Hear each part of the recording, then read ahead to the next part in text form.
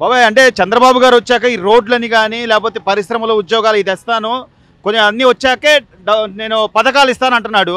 ఆయన మాటలు నమ్మచ్చు అంటారా? నమ్మొచ్చు, ఎందుకు నమ్మాలి? 100%. ఆయన ఏదైనా కానీ అనుకున్న పని సాధించే మనిషి ఇండియాలో నెంబర్ 1 చెప్పాలి నా లెక్కలో. ఇది ఆయన ఆంధ్రప్రదేశ్ ఎప్పుడైతే మళ్ళీ రెండోసారి ఆయన ఇప్పుడు ముఖ్యమంత్రి అయ్యాడో అనుకున్నట్టుగా జంగిల్ మొత్తం క్లియరెన్స్ చేయించాడు. అలాగే పోలవరం ప్రాజెక్ట్ క్లియరెన్స్ చేయించాడు. మా ఊళ్ళో హై లెవెల్ ఛానల్ ఉంది, క్లియర్ చేశారు. అలాగే రోడ్లు ప్యాచింగ్లన్నీ క్లియర్ చేశారు. మరి 4000 పెన్షన్లు ఇస్తానన్నాడు. వికలాంగులకి డబుల్ పెన్షన్ ఇస్తానన్నాడు. ఆయన చేసి దాదాపు ఏదైనా మాట అన్నా అంటే అది చేస్తాడు. పనితనంలో ఎవరిని ఒప్పుకోడు. అశ్రద్ధ చేస్తే అలా ఐఏఎస్ కాదు, ఐపీఎస్ కాదు, మినిస్టర్ కాదు, ఎవరైనా కానీ ఆ విషయంలో అలాగే ఉన్నారు. ఇవన్నీ చేసినా చేయకపోయినా నేను బటన్ నొక్కాను డబ్బులు వేసానని జగన్మోహన్ రెడ్డి చెబుతున్నాడు. అవన్నీ అయినా ఇదిగో ఏదో వ్యవసాయం అన్నమాట. ఆయన అసలు ప్రజలకు చేసింది ఏమీ లేదు. మేము ఉన్నాము ఫార్మర్స్, మాకు ఏం చేశాడు ఆయన? ఇక్కడ హై లెవెల్ ఛానల్ మూతపడిపోయి మాకు పంటలు పండక కొన్ని వేల ఎకరాలు దెబ్బతిన్నాం. పోలవరం ప్రాజెక్టు మాకు కృష్ణా వస్తాయి నీళ్లు, అది కూడా నీళ్లు రాకుండా చేశాడు ఆయన. టైంకి ఏది అవ్వలేదు. ఆ భరోసా వేసాడు ఒకసారి 2 సార్లు, తర్వాత అసలు మానేశాడు. అసలు ఏమి కూడా వేయలేదు. నేను ఫార్మర్నే. ప్రధానమంత్రి రెగ్యులర్గా వస్తున్నాయి. సంవత్సరానికి 2000 కాడికి వచ్చింది 6000. ఈయన 1 ఏడు 2 ఏళ్ళు వేసాడు, తర్వాత అసలు లేదు.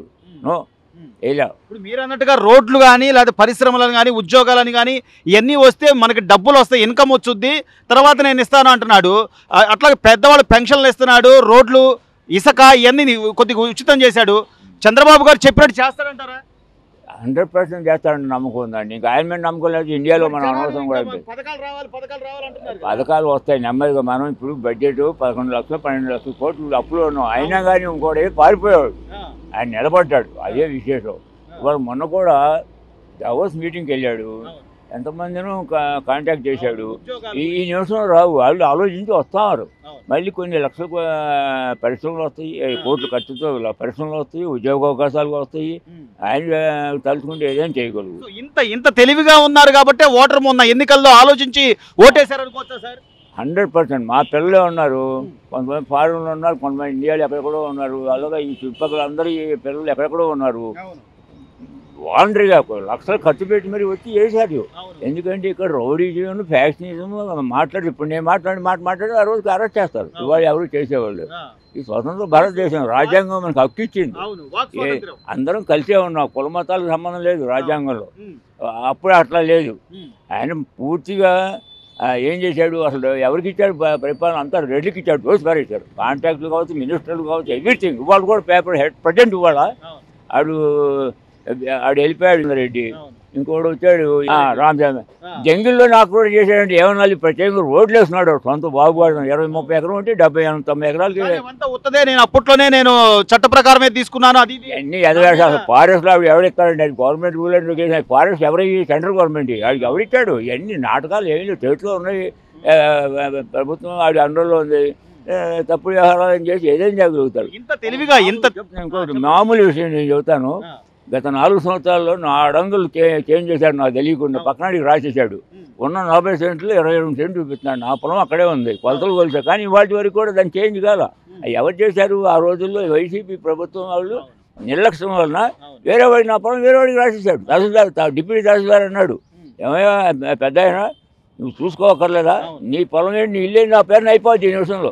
నువ్వు ఎప్పుడు ప్రతి నెల చూసుకోవాలి అంటే నా స్థలాన్ని కూడా నువ్వు భయపడి ప్రతి నెల వెళ్ళి అడంగులు తీసుకోవాలన్నాడు. ఆ మాట అన్నాడు డిప్యూటీ తహసీల్దార్, నన్ను అన్నాడు. మరి ఇంతకుముందు ఎప్పుడు అంత అభద్రతా భావంతో లేవుగా బాబాయ్. అంతకుముందు ఏ ప్రభుత్వంలో కూడా నీ పొలం నా దానిలో కలవడం, నా పొలం నీ దానిలో కలవడం లేదు. ఇవాళ లేవు. ఇప్పుడు మళ్ళీ వీళ్ళు కూడా గ్రామ సభలు పెట్టారు, అన్ని అప్లికేషన్ ఇచ్చాము. ఇప్పుడు ఈ ప్రభుత్వం చేయకపోతే ఎమ్మడిపోయి చేయించుకుంటాం. ఆ ధైర్యం ఉంది. వీళ్ళు వాళ్ళగా అరెస్ట్ చేయరు, నువ్వు మా గణేష్ మాట్లాడుతున్నావు. నేను వెళ్తాను, నేను కలెక్టర్కి 2 సార్లు ఇచ్చే లెటర్. పథకాలు కూడా నిదానంగా చేస్తాడని నమ్మకం ఉందా?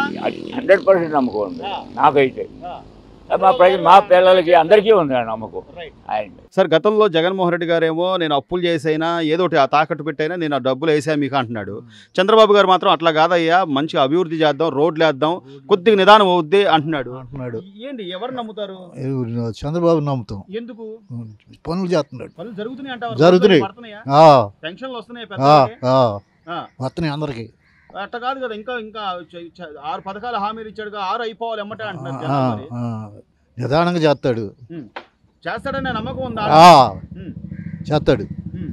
చంద్రబాబు ఇప్పుడు ఈ రోజున పరిశ్రమలు ఉద్యోగాలు ఇది తీసుకొస్తానంటున్నాడు. జగన్ గారు లాగా ఎట్టి పరిస్థితుల్లో వేసేయడం కరెక్ట్ అంటావా, లేదా అది కరెక్ట్ నిదానంగా చేస్తే కరెక్ట్ అంటావా? ఇదే కరెక్ట్. చంద్రబాబుదే కరెక్ట్. ప్రజల నమ్మకం ఉందా సార్? ఆ రోజున ఎన్నికలకు ముందు హామీలు ఇచ్చారు, సూపర్ 6 పథకాలు హామీ ఇస్తా అని చెప్పి అన్నారు. ఈ రోజున ఏమో కొద్దిగా ఆర్థిక వ్యవస్థ బాగోలేదు కదా, రోడ్ల పరిస్థితి కానీ లేకపోతే పరిశ్రమలు ఉద్యోగాలు ఇవి కూడా తీసుకొచ్చాక కొంచెం డబ్బులు వస్తాయి, అప్పుడు నేను ఇస్తాను అంటున్నారు. నమ్మొచ్చు అంటారా? నమ్మొచ్చు అండి. ఎందుకు నమ్మొచ్చు సార్? ఆయన చేసే పనులు నమ్మొచ్చు. ఆయన 5 సంవత్సరాలు చేసి రోడ్లు లేవు, పరిసరాలు లేవు, ఏమి లేవు మనకి. మరి ఎట్లాగైనా సరే నేను డబ్బులు వేసి పథకాలు వేసాను అంటున్నాడుగా. ఏం వేసాడు? ఏమి ఫలానా వేసానని చెప్పమను. ఏం లేదు. ఆ బటన్ కూడా కొన్ని పడుతున్నాయి, కొంతమందికి పడలా. అందరికి రాలేదంటారా? అందరికి రాలా. మరి చంద్రబాబు గారు కూడా చెప్పారుగా, హామీ ఇచ్చాడుగా, అది మరి జరుగుతాయి అంటావా? జరిగింది, గ్యారెంటీగా జరిగిద్ది. గ్యారెంటీ. ఈ రోజు పెన్షన్లు వస్తున్నాయా సార్? పెన్షన్లు జరుగుతున్నాయా? జరుగుతున్నాయి. గ్యాస్ సిలిండర్లు అని అవన్నీ చెప్పినట్టుగా ఓకే ఓకే అయిపోయింది. ఉద్యోగాలు పరిశ్రమలు ఇవన్నీ నేను తీసుకొస్తాను అని చంద్రబాబు గారు చెప్తున్నారు. ఆయన నమ్మి వస్తారంటారా మన రాష్ట్రానికి? వస్తారు. పెట్టుబడులు అవన్నీ వస్తారండి, గ్యారెంటీగా. మరి ఇప్పుడు ఈ ఉన్న అప్పులు ఇవన్నీ మరి ఆ అప్పులు తీర్చాడు. 16,070 కోట్లు అప్పులు తీర్చాడు. రైతులకు రుణాలు ఇవ్వాలి, ఒడ్డుకొని ఆ అప్పులు వదిలిపెట్టిపోతే ఈయన తీర్చాడు బకాయిలు.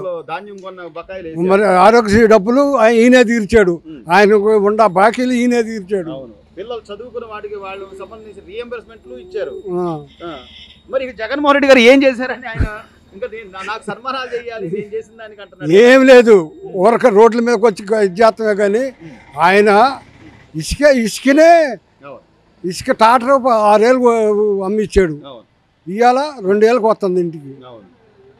అలాగే ధాన్యం డబ్బులు బాబా, ఈసారి ధాన్యం డబ్బులు ఎట్లా పడతాయి? ఎమ్మటే పడిపోతుంది. టయాన్ని 24 గంటలను పడిపోయినాయి పంటలు పండించిన తర్వాత. గతంలో అట్లా ఎప్పుడైనా పడ్డాయా? ఏ ప్రభుత్వంలో పడ్డా. ఈయన వచ్చినాక అటు రాష్ట్రం కుంటిపడిపోయినా కానీ అటు రాష్ట్రాన్ని చూసుకుంటా ఈ రైతులకు కూడా కావాల్సినవి వేసి పారేసాడు. ఇవి కూడా మళ్ళీ రేపు మార్చిలో తర్వాత రైతు భరోసా డబ్బులు కూడా వేస్తానని చెప్తున్నారు. గ్యారంటీ అండి. గ్యారంటీ. ఏమండి, మనము ఒక్క తడపే నెత్తి మీద పెట్టుకొని మొయ్యాలంటే మొయ్యగలదుమా? లేదు. 10 ఇటుకలు మోస్తాం కానీ 100 ఇటుకలు ఒకేసారి నెత్తి మీద పెట్టుకోగా. పోలవరం చూస్తే అట్ట చేశాడా? మరి మన అమరావతిని కుంటిపరిచి పారేసాడా? ఏం చేసినట్టు? ఏం చేసినా చెప్పి నేను పథకాలు వేసా. ఇక అది ఒకటి చెప్పుకుంటూ సరిపోయిందా? పథకాలు ఎవరికైనా పథకాలు డబ్బు తెచ్చిన అప్పు అదంతా ఎవరి మీద పడుతుంది భారం? మన మీదే పడుద్ది. ఆ భారం అంతా మన మీదే పడుతుంది. అప్పట్లో కరెంటు బిల్లులని, చెత్త పన్నులని అన్ని కట్టారా? అన్ని. సో ఏమంటారు మొత్తం మీద? ఏమంటారు? చంద్రబాబు గారు చెప్తున్నట్టుగా నిదానంగా ఆయన ఇవ్వడం కరెక్ట్ అంటారు. గ్యారెంటీగా ఇస్తాడు.